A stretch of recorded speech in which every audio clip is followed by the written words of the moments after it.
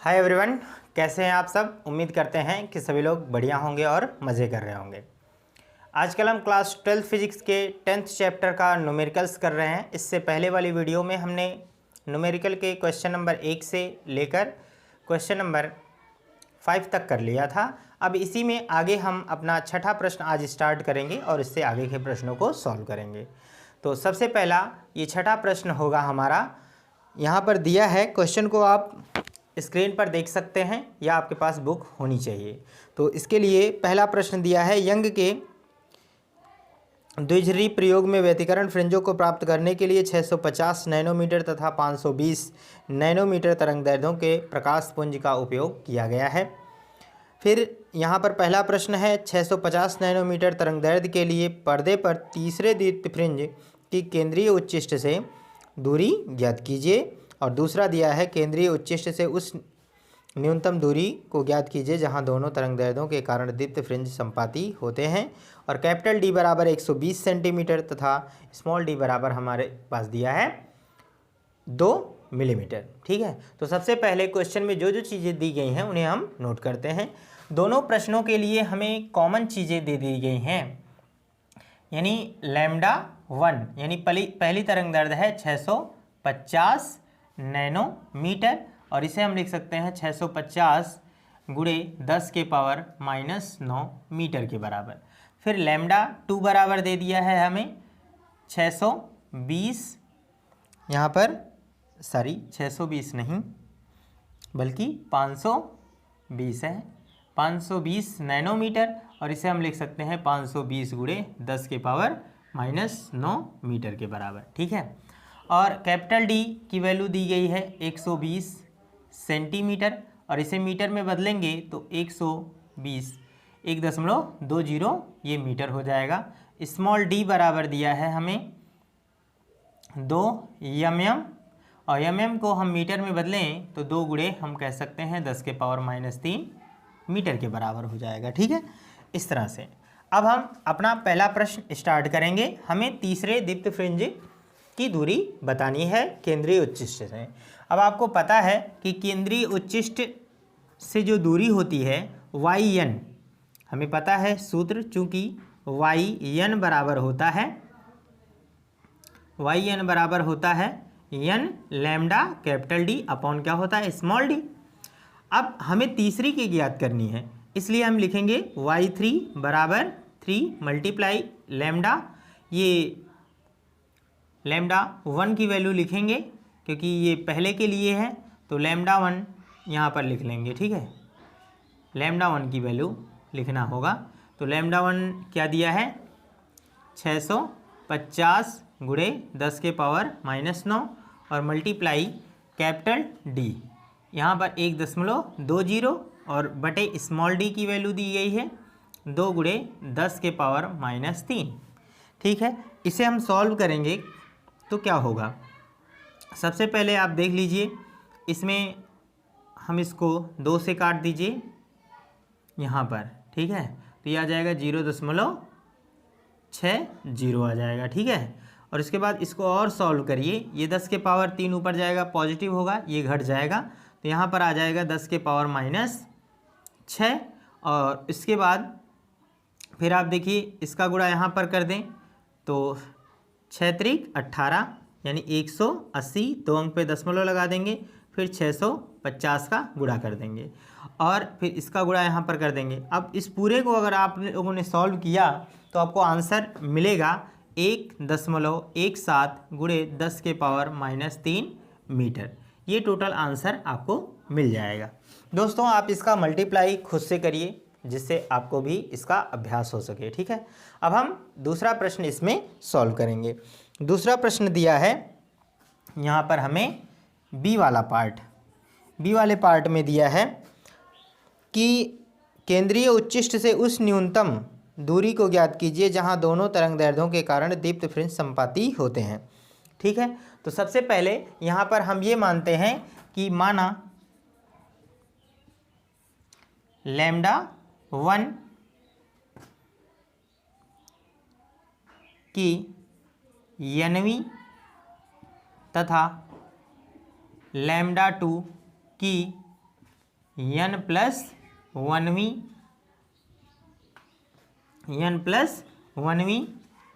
दीप्त फ्रिंज संपाती हैं, ठीक है, संपाती हैं। तो इसके लिए हम एक फार्मूला लगाते हैं λ1/λ2 बराबर, देखिए λ1 के लिए ऊपर क्या हो जाएगा n+1 दूसरी फ्रिंज और अपॉन क्या हो जाएगा n के बराबर। अब अगर इस पार्ट को हम सॉल्व करना चाहें तो कैसे सॉल्व करेंगे, ठीक है। यहाँ पर देखो λ1 की वैल्यू रख लेंगे। λ1 बराबर दिया है हमें 650 × 10 के पावर -9 और बटे λ2 बराबर दिया है 520 × 10 के पावर -9 बराबर। यहाँ इस n को अलग अलग कर दें तो यहाँ पर क्या आ जाएगा, लिख सकते हैं n/n + 1/n, ठीक है। यहाँ से देखिए ये कट जाएगा, 0 से 0, 13 चौक के 52, 13 पचे 65, n से n कैंसिल हो जाएगा। तो यहाँ पर क्या बचेगा, यहाँ देखिए इस साइड में 5/4 बचेगा। तो यहाँ पर लिख लीजिए 5/4 बराबर 1 + 1/n। 1 को इधर भेज दें तो ये आ जाएगा 5/4 माइनस ये हो जाएगा 1 बराबर 1/n। यहाँ बटे 1 मानकर इसको सॉल्व करें तो 4 × 4, 5 में से 4 जाएगा, ये आ जाएगा 1/4 बराबर n, मतलब 1/n। तो n बराबर क्या आ जाएगा, क्रॉस मल्टीप्लाई कर दें तो n बराबर क्या आ जाएगा 4 आ जाएगा, ठीक है। अब हमें क्या करना है, यानी चौथे दीप्त फ्रिंज पर दोनों क्या होंगे, संपाती होंगे। तो इस प्रकार हम क्या कह सकते हैं कि y4 बराबर 4 × λ2, चाहे λ1 लिख लें चाहे λ2, ठीक है। जब λ1 लिखिए, ठीक है, λ1 के लिए n माने हैं और λ2 के लिए हमको क्या करना है, अगर λ2 के लिए लिखना है यहाँ पर तो यहाँ पर आपको क्या करना है, जो आपने n+1 माना है तो उसमें एक बढ़ा देना है, यानी 5वें के लिए करना होगा, ठीक है। तो इस प्रकार से यहाँ λ1 की वैल्यू दे दी गई है, जो वही आंसर लिख लें हम यहाँ पर 650 × 10 के पावर -9 और मल्टीप्लाई कर लेना है कैपिटल D यानी 1.20 और अपॉन में क्या हो जाएगा स्मॉल d का वैल्यू जैसे इस फॉर्मूले में हमने रखा था वैसे ही ये हो जाएगा 2 × 10 के पावर -3, ठीक है। अब इस पूरे वैल्यू को अगर आप सॉल्व करेंगे तो देखिए क्या आ जाएगा, यहाँ से आप इसे काट लीजिए, 2 दूना 4 हो जाएगा, ठीक है। 2 दूना 4 हो जाएगा और ये 120 दूना 240, 120 दूना 240, ये 2 दशमलव इतना हो जाएगा। फिर 650 × 10 के पावर -9, इसका मल्टीप्लाई करके जब इस पूरे वैल्यू को सॉल्व करेंगे तो हमें आंसर मिलेगा 1.50 × 10 के पावर -3 मीटर। दोस्तों आप इसे खुद से सॉल्व कर सकते हैं, मल्टीप्लिकेशन आप खुद से करिए, इससे बेहतर कुछ नहीं होता है, ठीक है। क्योंकि यार मल्टीप्लाई करना तो आपको बनता है ना, क्लास 12th में है तो इतना तो आप खुद से कर ही सकते हैं। मेथड आपको पता चल जाए इतना ही बहुत है, ठीक है। तो आप एक बार इसका स्क्रीनशॉट ले लीजिए, फिर हम आगे कंटिन्यू करते हैं। हमारा नेक्स्ट क्वेश्चन है क्वेश्चन नंबर 7। एक दूसरी प्रयोग में 1 मीटर दूर रखे पर्दे पर, यानी कैपिटल D बराबर हमें 1 दिया है, तो 1 मीटर दूर रखे पर्दे पर एक फ्रिंज की कोणीय चौड़ाई दिया है हमें 0.2 अंश पाई गई है। उपयोग किए गए प्रकाश की तरंगदैर्घ्य 600 नैनोमीटर है। यदि पूरा प्रायोगिक उपकरण जल में डुबो दिया जाए तो फ्रिंज की कोणीय चौड़ाई क्या होगी। जल का अपवर्तनांक दिया है 4/3, यानी जब जल में डुबा दिया जाएगा तो जो पूरा उपकरण है वो जलयुक्त हो जाएगा, यानी प्रकाश जो होगा वो वायु से जल में जाने लगेगा। तो इस प्रकार से हम इस क्वेश्चन को सॉल्व करेंगे। अब देखते हैं कि इसमें क्या क्या चीज़ें सबसे पहले दी गई हैं। यहाँ पर हमें पहला क्वांटिटी दिया गया है कि तरंगदैर्घ्य, ठीक है। सबसे पहले यहाँ पर 1 मीटर की दूरी पर है तो कैपिटल डी बराबर हमारा हो जाएगा 1.0 मीटर लिख सकते हैं, ठीक है। ये चीज़ हमें क्या किया है, दिया गया है। और दूसरा हमें दिया है फ्रिंज की चौड़ाई और साथ में तरंगदैर्घ्य, यानी वायु में तरंगदैर्घ्य लैम्डा ए बराबर हमें दिया है 600 नैनोमीटर, और इसे मीटर में चेंज करें तो ये हमारा आ जाएगा 600 गुणे 10⁻⁹ मीटर के बराबर आ जाएगा, ठीक है। अब इसके बाद इसमें थोड़ा सा हम आगे सॉल्व करेंगे कि जल में वायु में फ्रिंज की कोणीय चौड़ाई को हम थीटा से रिप्रेजेंट करते हैं, क्योंकि वायु में है इसलिए हम यहाँ ए लगा दें, और ये दिया है 0.2 अंश, इतना दिया है। हमें क्या करना है, वायु में दिया है जब इस पूरे उपकरण को जल में डुबा दिया जाएगा तो जलयुक्त हो जाएगा। तो हम कह सकते हैं हमें क्या ज्ञात करना है, जल में फ्रिंज की कोणीय चौड़ाई। तो हम इसे लिख सकते हैं थीटा डब्ल्यू बराबर हमें क्या करना है, ज्ञात करना है। अब चूंकि हमें एक फॉर्मूला पता है और भी कुछ दिया है ANW, ठीक है। ये वायु से जल का अपवर्तनांक 4/3 दिया है, इसे भी हम लिख लेंगे। अब चूंकि हमें पता है कि ANW बराबर तरंगदैर्घ्य के फॉर्मेट में अगर इसे लिखें तो ये हो जाएगा लैम्डा ए और अपॉन में होता है लैम्डा डब्ल्यू के बराबर। इसे हम मान लें इक्वेशन नंबर फर्स्ट, ठीक है। अब इसके बाद हमें वायु में फ्रिंज की कोणीय चौड़ाई है ना, यानी कोणीय चौड़ाई,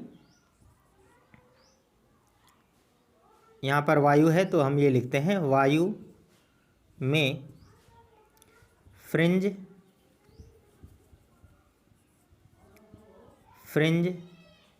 की कोणीय चौड़ाई है ना। कोणीय चौड़ाई का जो सूत्र होता है वो थीटा ए बराबर हम मानेंगे लैम्डा ए अपॉन डिस्टेंस जितना होता है दोनों झिर्रियों का, इनटू क्या हो जाएगा यहाँ पर डी। अब अगर हम लैम्डा ए की वैल्यू निकालें, क्योंकि यहाँ पर लैम्डा ए दिया है, तो हम कह सकते हैं इसका गुणा यहाँ पर हो जाएगा। तो लैम्डा ए बराबर हम लिख सकते हैं थीटा ए इंटू डी के बराबर हो जाएगा। यहाँ पर इसका मल्टीप्लाई कर लेंगे, ठीक। इसी तरह से हम क्या करेंगे, जल में फ्रिंज की कोणीय चौड़ाई यानी हो जाएगा ये थीटा डब्लू बराबर लैम्डा डब्लू अपॉन में स्मॉल डी। फिर इसी तरह से लैम्डा डब्लू की वैल्यू निकालें तो ये लैम्डा डब्लू बराबर हमारा आ जाएगा थीटा डब्लू इंटू क्या हो जाएगा स्मॉल डी। अब लैम्डा ए और लैम्डा डब्लू का मान क्या करें, समीकरण 1 में रख दें। तो क्या हो जाएगा, यहाँ पर लिखेंगे लैम्डा ए तथा लैम्डा डब्लू का मान समीकरण 1 में रखने पर, ठीक है। जब रखेंगे तो क्या होगा, देखिए इसको यहाँ पर रख लीजिए। यहाँ पर हमारा आ जाएगा ANW बराबर, देखिए लैम्डा ए की वैल्यू ये रखेंगे तो यहाँ आ जाएगा theta A into D upon theta W into D. D से डी कैंसिल हो जाएगा, ठीक है।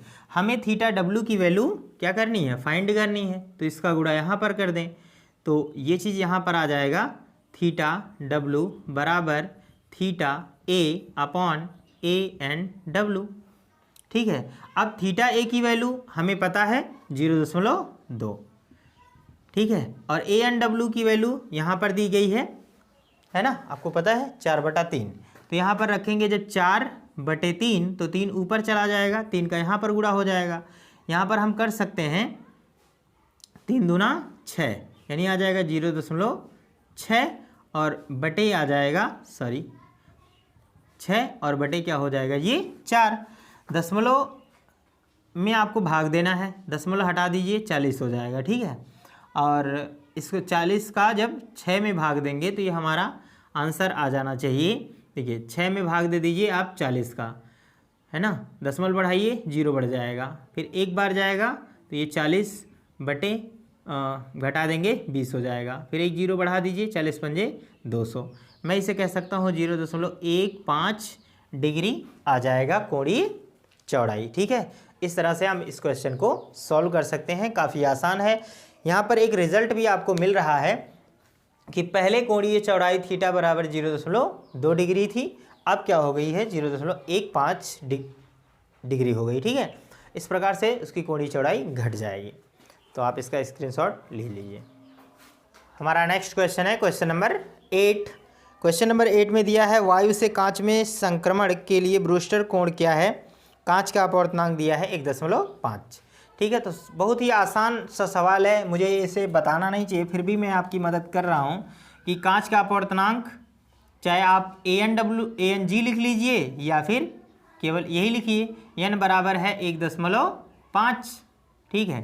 थोड़ा इसे हम और बड़ा लिख रहे हैं, n बराबर है 1.5 और हमें ब्रूस्टर कोण IB निकालना है, ठीक। ब्रूस्टर के नियम को आपको पता होना चाहिए। ब्रूस्टर के नियम से ब्रूस्टर का नियम आपको पता है कि n बराबर होता है tan IB के बराबर, ठीक है। n की जगह पर आप क्या करेंगे, रख दीजिए मान 1.5 बराबर tan IB, ठीक है। अब tan को इधर भेज दीजिए तो यहाँ पर आ जाएगा IB बराबर ये हो जाएगा tan इनवर्स 1.5, ठीक है। वैसे आपका यहीं तक आंसर सही है। यदि आपको 1.5 में tan का कितना मान होता है ये आपको नहीं पता है तो आप बिल्कुल परीक्षा में इतना लिख कर चले आइए, बिल्कुल सही जाएगा, कोई प्रॉब्लम नहीं होगी। बट हमें पता है तो हम यहाँ पर लिख देंगे IB बराबर tan के 56 डिग्री, यहाँ पर tan इनवर्स लिख लीजिए, ठीक है। और यहाँ पर मान होता है ये tan के 56 डिग्री, 56.3 डिग्री में मान होता है, tan से tan हट जाएगा तो IB बराबर दे देगा 56.3 अंश। इस तरह से हम इसका आंसर भी फाइंड कर सकते हैं, काफ़ी आसान है, आप इसे नोट कर सकते हैं। फिर हम अगला क्वेश्चन स्टार्ट करें, क्वेश्चन नंबर 9। हमारा नेक्स्ट क्वेश्चन है क्वेश्चन नंबर 9। दिया है 5000 एंगस्ट्रॉम तरंगदैर्ध्य का प्रकाश एक समतल परावर्तक सतह पर आपतित होता है। परावर्तित प्रकाश की तरंगदैर्ध्य एवं आवृत्ति क्या होगी। यानी परावर्तित प्रकाश की हमें आवृत्ति और तरंगदैर्ध्य निकालनी है, ठीक है।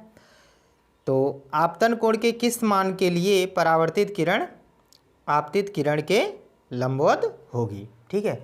इसी चीज़ को हमें सॉल्व करना है। तो सबसे पहले यहाँ पर हमें एक ही चीज़ दी गई है, यानी तरंगदैर्ध्य। तो तरंगदैर्ध्य को क्या करेंगे, लिख लेते हैं। तरंगदैर्ध्य लैम्डा बराबर हमें पता है, ठीक है। क्वेश्चन को हमने आप वहाँ पर देख लीजिए स्क्रीन पर। तो तरंगदैर्ध्य लैम्डा बराबर है हमारे पास 5000 एंगस्ट्रॉम के बराबर। अब एक एंगस्ट्रॉम बराबर 10⁻⁻10 मीटर होता है, तो आप इसे लिख सकते हैं 5000 गुणे 10⁻⁻10 मीटर, या फिर मैं इसे लिख सकता हूँ लैम्डा बराबर 3 जीरो हटा दीजिए तो यहाँ से 3 घट जाएगा तो ये हो जाएगा 5 गुणे 10⁻⁻7 मीटर के बराबर आ जाएगा, ठीक है। और प्रकाश की चाल हमें तो पहले से भी पता होती है, 3 गुणे 10⁸ मीटर पर सेकंड, ये हमें पता है। तो सबसे पहले देखिए तरंगदैर्ध्य जितनी है उतनी ही रहेगी, क्योंकि परावर्तित किरण के लिए माध्यम नहीं बदलता, और माध्यम नहीं बदलेगा तो प्रकाश की चाल नहीं बदलेगी, और चाल नहीं बदलेगी तो तरंगदैर्ध्य भी नहीं बदलेगा। तो वो चीज़ हम कैलकुलेट करेंगे, लेकिन इससे पहले हम इसमें अपना आवृत्ति निकालेंगे, ठीक है। तो C बराबर हम जानते हैं न्यू लैम्डा के बराबर होता है। न्यू की वैल्यू निकालनी है, इसको इधर भेज दीजिए तो न्यू बराबर होता है c अपॉन लैम्डा के। ठीक है, तो यहाँ पर c की वैल्यू रख दें 3 गुणे 10 के पावर 8 और यहाँ पर नीचे आ जाएगा लैम्डा की वैल्यू 5 गुणे 10 के पावर -7। ठीक है, अब आप क्या करिए, इसको सॉल्व कर लीजिए। सॉल्व करने के लिए आपको क्या करना है, 3 में 5 का भाग देना है तो दशमलव बढ़ा दीजिए 30 हो जाएगा। फिर 5 छक क्या हो जाएगा 30, 0.6 और गुणे हो जाएगा ये 10 के पावर -7 ऊपर जाएगा तो प्लस हो जाएगा, तो 10 के पावर 8 ये हो जाएगा 15। दशमलव 1 अंक इधर कर दीजिए तो ये आंसर हमारा निकल आएगा 6 गुणे 10 के पावर 14। चूँकि ये आवृत्ति है इसलिए इसे हम लिख देंगे हर्ट्ज के बराबर। तो इस तरह से हम आवृत्ति निकाल सकते हैं। तो आवृत्ति आपको पता चल गई, ये पहला टॉपिक हो जाएगा आपके लिए। ठीक, ये चूँकि हम जानते हैं इसे पहले टॉपिक में डाल दें।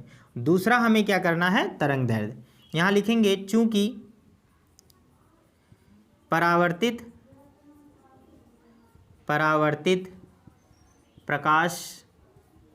प्रकाश के लिए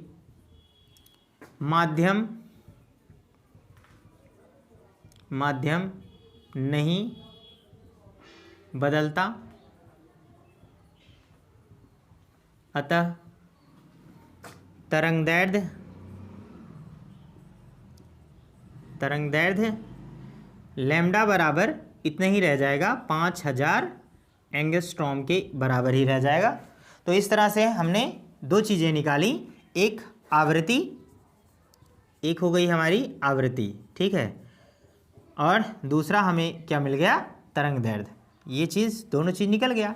अब इसमें हमसे पूछा गया है दूसरा, यानी आपतित प्रकाश के किस कोण के लिए, आपतन कोण के किस मान के लिए आपतित किरण तथा परावर्तित किरण दोनों लंबवत होते हैं। यानी यदि दोनों लंबवत हैं तो हम जानते हैं, यहाँ पर हम लिखेंगे आगे तीसरा पार्ट, चूँकि आपतन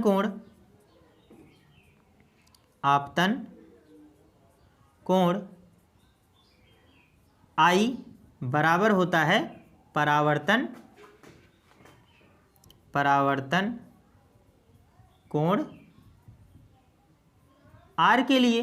ठीक है, अब यहाँ पर हमें आपतन कोण प्लस परावर्तन कोण दोनों का मान लंबवत दिया है, तो हम ये कह सकते हैं कि I प्लस R बराबर है 90 डिग्री के, और I R के बराबर होता है, और हमें आपतन कोण निकालना है तो जहाँ R है वहाँ पर हम I लिख दें, तो I प्लस I बराबर आ जाएगा ये 90 डिग्री। हम आगे देखें, I मिलकर क्या हो जाएगा 2I के बराबर, ये 90 डिग्री, तो हम I बराबर कह सकते हैं 90/2, ये कैंसिल हो जाएगा, तो हम यहाँ पर लिख लेंगे ये 45 अंश। इस तरह से हम अपने इस क्वेश्चन को सॉल्व कर सकते हैं, काफ़ी आसान है, आप इसे समझ सकते हैं।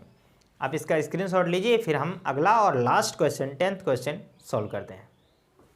होगा काफ़ी आसान, देखते हैं। कह रहा है उस दूरी का आकलन कीजिए जिसके लिए किसी 4 mm के आकार के द्वारक तथा 400 नैनोमीटर तरंग दैर्ध्य के प्रकाश के लिए किरण प्रकाशिकी सन्निकट रूप से लागू होती है। तो किरण प्रकाशिकी कहाँ तक लागू होगी, ये चीज़ हमें निकालना है। इसके लिए हमारे पास एक फॉर्मूला है, इसको सबसे पहले इसमें डिजिट नोट करते हैं कि क्या क्या चीज़ें दी गई हैं। उस दूरी का आकलन कीजिए जिसके लिए किसी 4 mm के आकार के द्वारक, यानी द्वारक जो होता है उसे डी मानते हैं। आप लोगों को हमने फ्रेनल विवर्तन, फ्रॉनहोफर विवर्तन में ये द्वारक बताया था, तो इसमें ये दूरी जो थी इसे हमने कहा था स्मॉल डी, ये चौड़ाई है, और ये दिया है हमें कितना 4 mm के बराबर दे दिया है। ठीक है, इस दूरी को, और किरण प्रकाशिकी लागू होती है। तो हम जानते हैं कि जब प्रकाश स्रोत से प्रकाश किरणें चलती हैं तो पहले इस तरह से यहाँ प्रकाश किरणों के माध्यम से चलता है, जब यह इस अवरोध से टकराता है तो तरंग का गुण प्रदर्शित करता है और यह इन तीव्र किनारों से मुड़ जाता है।